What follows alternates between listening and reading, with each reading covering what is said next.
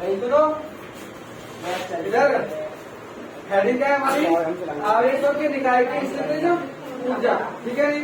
माना किसी मूल बिंदु के सापेक्ष R1 व R2 स्थिति सदिश वाले दो आवेश Q1 व Q2 हैं तथा दोनों आवेशों Q1 तथा Q2 कहाँ हैं, अनंत पर हैं। ठीक है जी, अनंत दूरी पर हैं।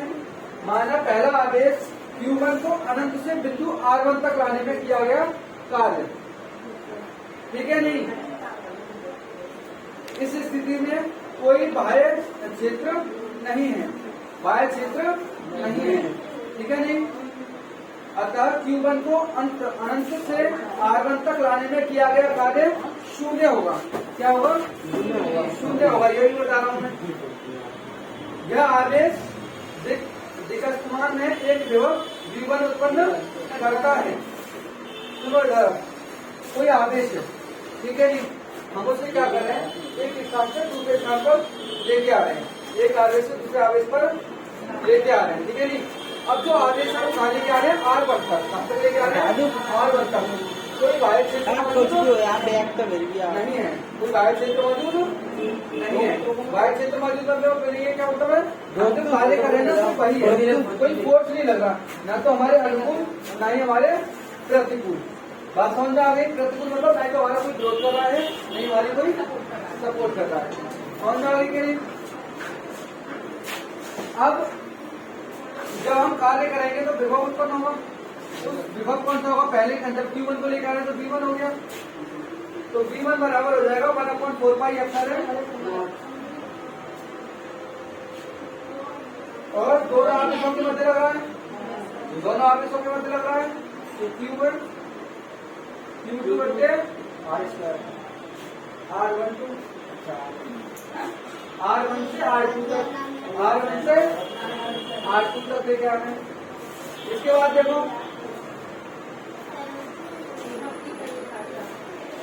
विभव की परिभाषा से आवेश Q1 को अनंत से बिंदु R2 तक लाने में किया गया कार्य R2 पर Q1 द्वारा विभव का Q2 गुना होता है। यदि विभव का अगर एक आवेश लें, यहाँ क्या लें, एक आवेश लें, तब वो कह रहा है जो Q2 पर कार्य किया जा रहा है, क्या किया जा रहा है, Q2 पर कार्य किया जा रहा है, किया गया कार्य, किया गया कार्य इसके बराबर होगा W। कार्य होगा W, तो फॉर्मूला हम बताया 1/4πε Q1 R2 R12।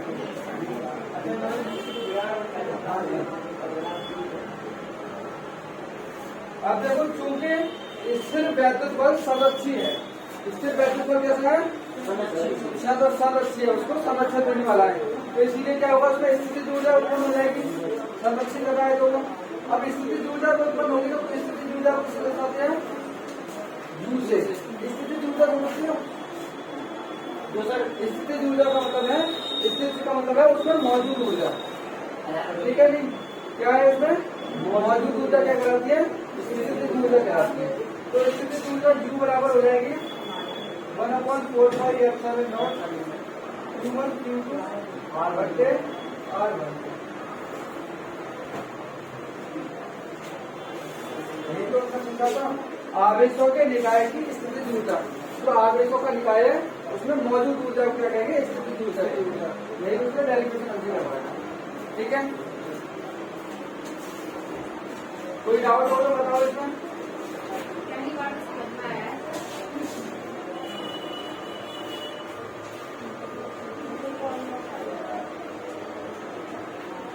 अब देखो न्यू हेडिंग स्टार्ट होगी इसी में। ये स्थिति ऊर्जा जो हमारी आई है वो बाह्य क्षेत्र में कितनी होगी,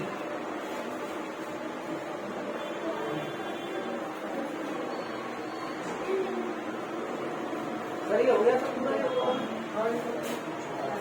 बाह्य क्षेत्र में छोटा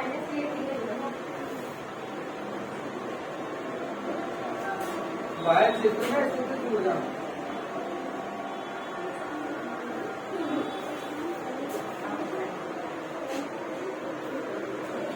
बाह्य क्षेत्र है कब, जब कोई एक आवेश मौजूद है। कौन सा? एकल आवेश। एकल आवेश समझ रहे हो? हाँ जी, एक आवेश होगा तब।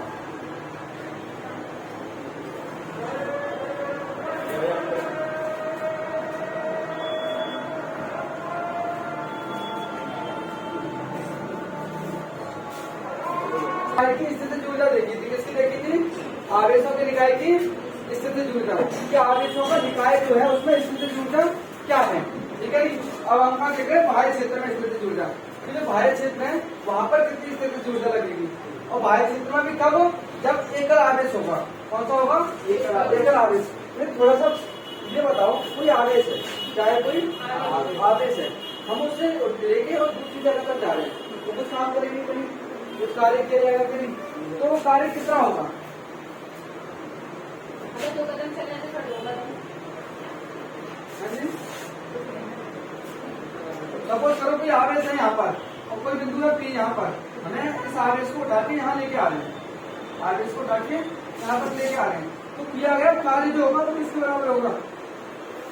वो होगा Q, और इसमें विभव कितना है? विभव भी तो होता है ना। विभव क्या है? विभव कैसे करते हैं? विभव बताओ, विभव कैसे बोलते हैं बताओ। सर लिख लेती हूँ मैं।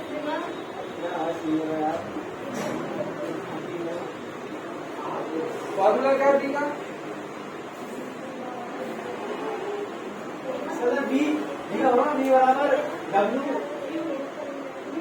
V बराबर W बराबर आवेशों के द्वारा किया गया कार्य क्या कहलाता है? अब देखना कार्य बराबर क्या है, तो आवेश तो हो गया, कहाँ लेके आ रहे हैं? आवेश को लेके आ रहे हैं। किसको लेके आ रहे हैं? आवेश को। आवेश के अलावा थोड़ा विभव भी है, तो इन दोनों का गुणनफल, इन दोनों का गुणनफल क्या कहलाता है? क्या कहलाता है? कार्य कहलाता है। क्या कहलाता है? कार्य कहलाता है।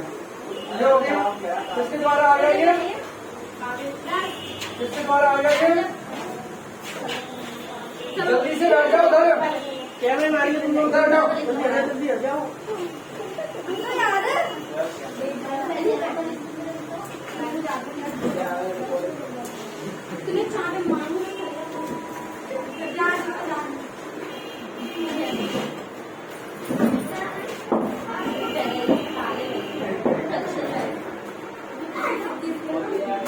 अब सुनो इधर ध्यान से, बात समझ में आ गई? किसके द्वारा आ गया ये?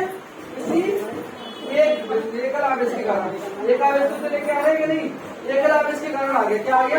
एकल आवेश के कारण। अब सपोज करो कोई बाह्य क्षेत्र है, ये तो इसका क्षेत्र हो गया, कोई बाह्य क्षेत्र है यहाँ पर, तो इसकी दूरी भी तो कुछ होगी। सपोज करो R है, क्या है? R। यदि यहाँ से लेके आएंगे तो R भी तो इसमें जुड़ जाएगा कि नहीं? तो बाह्य क्षेत्र के द्वारा कितना हो जाएगा इसमें?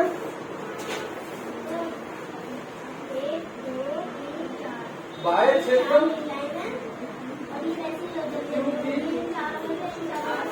R पर स्थित ऊर्जा, R पर स्थित ऊर्जा कितनी होगी? ऊर्जा कितनी हो जाएगी? Q भी तो थी, अब R पर है तो R दूरी की दूरी भी तो इसमें है मौजूद, R दूरी की तो स्थित ऊर्जा यहाँ पर मौजूद है कि नहीं? तो हो जाएगी QVR। ऐसे समझो। सपोज करो तुम्हें मैं 50 किलोमीटर से दौड़ पा रहा हूँ, ठीक है नहीं, और फिर दूसरी बार में तुमसे 80 किलोमीटर से दौड़ पा रहा हूँ, ठीक है नहीं। 80 किलोमीटर दूर मैंने तुम खड़े कर दिए, ठीक है नहीं। अब तुम 80 मीटर की दूरी पर खड़े हो, तो तुम्हारे अंदर कितनी ऊर्जा मौजूद है? एक तो 50 की थी, पहले दौड़ चुके हो, प्लस 30 जो फालतू खड़े हो उसकी भी तुम्हारे अंदर मौजूद है कि नहीं? तभी तो दौड़ पा रहे हो। नहीं, जिसके पास नहीं होगी वो आपकी नहीं दौड़ पाएगा, 50 पर निकल जाएगा। कौन आ रही है नहीं? ऊर्जा तो अंदर मौजूद है कि नहीं? 30 की उधर करिए, 50 की उधर है, तो टोटल 80 के लाके नहीं। अब देखो ये क्या हो गया? सिंगल आवेश का था। किसका था? सिंगल आवेश का। किसका हो गया? सिंगल आवेश का। और R दूरी पर और दूर है वो, क्योंकि बाह्य क्षेत्र आ गया ना यहाँ पर, बाह्य क्षेत्र R दूरी पर आवेश यहाँ पर स्थित है, तो यहाँ पर कितनी उसकी स्थिति ऊर्जा है? यहाँ पर तो हमें पता है कि क्या होगी इसकी? Q भी होगी, प्लस R दूरी भी तो है, इसका मतलब इसकी आर और होगी इसके पास। समझ में आ रहा है कि नहीं? जब आर दूरी पर मौजूद है, यहाँ पर तो क्यू भी है ही, यहाँ पर तो क्यू भी है ही, लेकिन आर दूरी पर आर जो आर दूरी है उसकी भी तो स्थिति ऊर्जा उसी के अंदर मौजूद है कि नहीं? तो टोटल ऊर्जा कितनी हो जाएगी? We Q R. यही तो हो गया। वी क्यू आर लिख लो या फिर क्यू की आर लिख लो, है कि नहीं? नंबर दूसरी कंडीशन दे रखी है इसमें, किसी बाह्य क्षेत्र में दो आवेशों की निकाय की स्थिति ऊर्जा। ये तो एकल आवेश है, यदि दो आवेश हो तो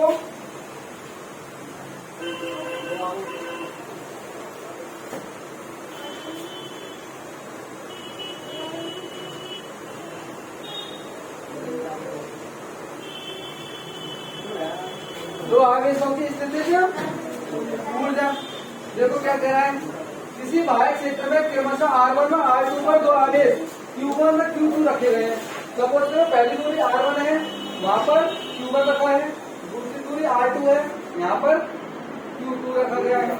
पहली R1 दूरी पर Q1, दूसरी R2 दूरी पर Q2। बात समझ में आ गई?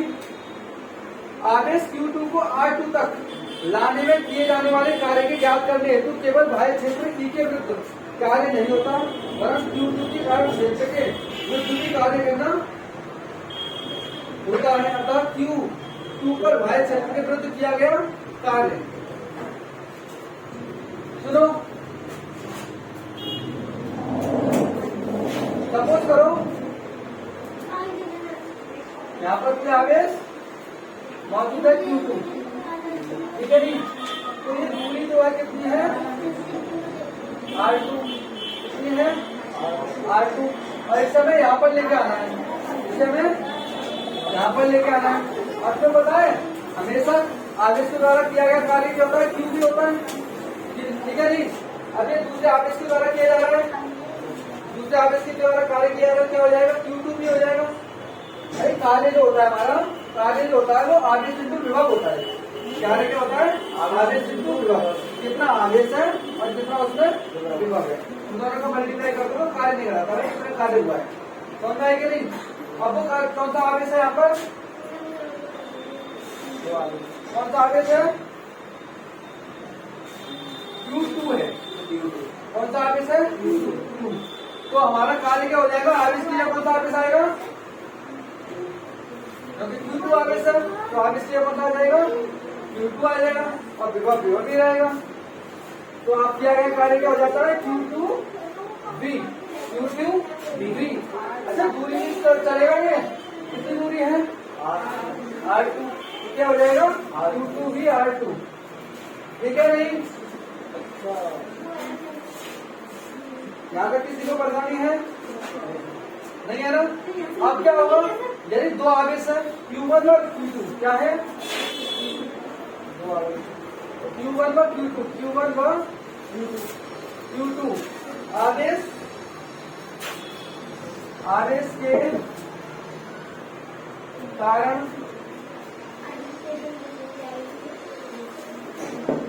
क्षेत्र के विरुद्ध किया गया कार्य।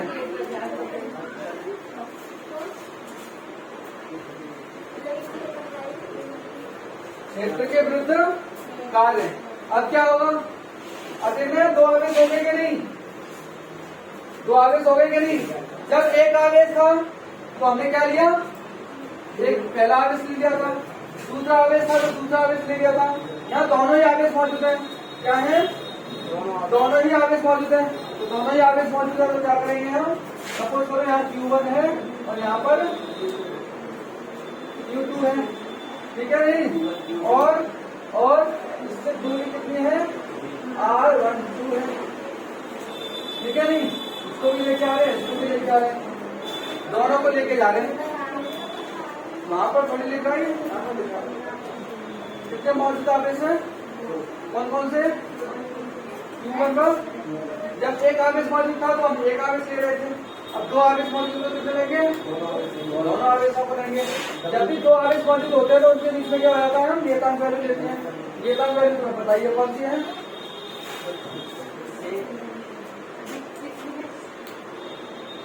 बताओ। पता है कि नहीं? 1/4πε0 पहला आदेश है और दूसरा आदेश है। फिर दूरी कितनी है? R1 से 2 तक लेके आए, R1 से 2 तक लेके आए। सपोज करो यहाँ R1 होगा और यहाँ R2 होगा, ठीक है नहीं? तो इन दोनों आदेशों को क्या करके आए हैं? R1 से 2 तक लेके आ रहे हैं। ये फॉर्मूला भी क्या है? हाँ जी, ये किया गया कार्य क्या है? Q2 आदेश का जैसे Q2 आदेश का कार्य है और ये दोनों के द्वारा किया गया कार्य है, दोनों के द्वारा। ये काम के बाद में 1/4 हाँ 1/4πε के होते हैं कांस्टेंट वैल्यू, जिसे हिंदी में हम क्या बोलते हैं? ये काम बोलते हैं। बात समझ में आ गई? कोई परेशानी यहाँ पर? अध्यारोपण सिद्धांत द्वारा Q2 को R2 तक लाने में किया गया कार्य। Q2 को R2 तक लेके आ रहे हैं, Q2 को R2 तक लाने में किया गया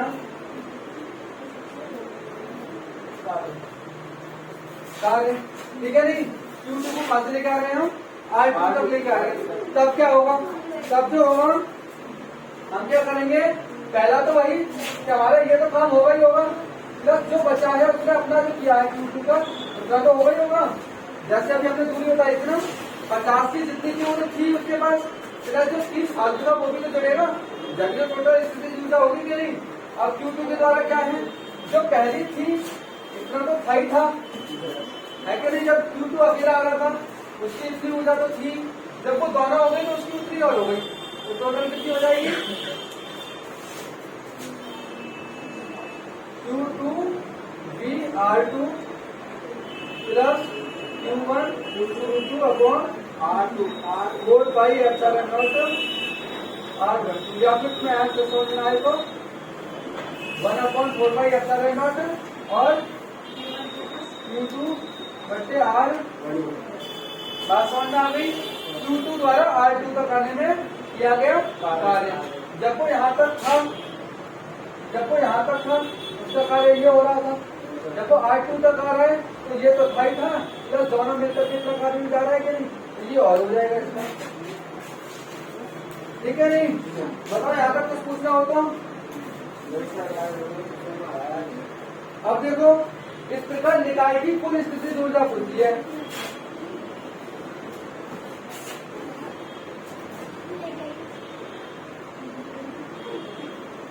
निकाय की स्थिति ऊर्जा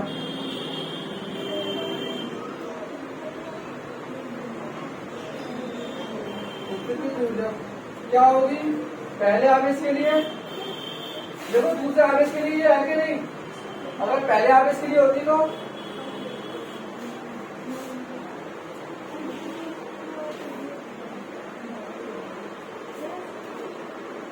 आवेश कारण कार्य सपोज करना, यहाँ पर सपोज करो ये है, ठीक है नहीं? यहाँ पर Q1 मौजूद है, यहाँ पर Q2 मौजूद है और यहाँ पर कोई बिंदु कुछ भी मान लो R2, ठीक है? ये R1 है, मतलब R1 से R2 तक लेके जाना है। पहले आवेश को लेके जाएंगे, यहाँ विभक्त कार्य करेगा ही करेगा, यहाँ आवेश है वहाँ विभक्त उत्पन्न होगा ही होगा, ठीक है नहीं? अब सुना जब जानते हैं तो देखो पहले को लेके आएंगे, मैंने क्या बताया था? क्या क्या कार्य होता है? Q भी होता है, दूरी भी तो क्या कर रहा है? वो क्या करता है? R1 दूरी क्या करेगा ये, ठीक है? पहले के लिए R1 लेंगे, क्या लेंगे? R1, और दूसरी के लिए क्या ले लेंगे हम? R2 ले लेंगे। यहाँ पर R1 और यहाँ पर यहाँ पर तो पहला R1 हो गया और दूसरा R2 हो गया, ठीक है नहीं? पहले वाले को R1 तक लेके आ रहे हैं और दूसरे वाले को R2 तक, ठीक है ना? जब पहले वाले को R1 तक लेके आ रहे हैं तो पहले वाले कार्य क्या हो गया? Q1 R1 और दूसरे वाले के लिए क्या हो गया?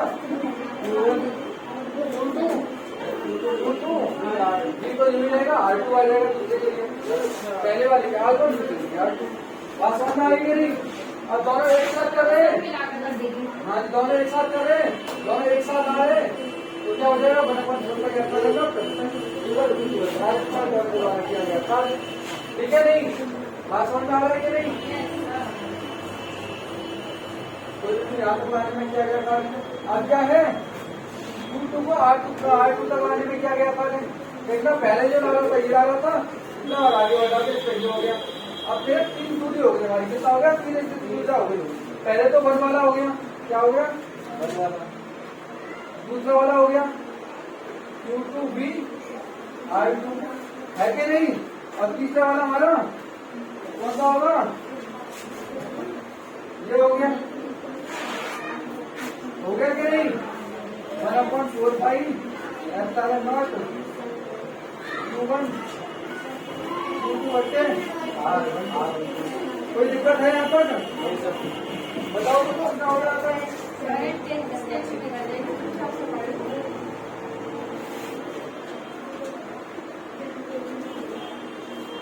21 मिनट। बताओ कितना हो गया? अभी और होगा सभी? हो गया बस एक हाँ, क्या तुम बढ़ा दी लो पेज आगे कर। सर रोक दो सर वीडियो। भैया क्या नाम बोलो? Time The end. कार्य समाप्त हुआ।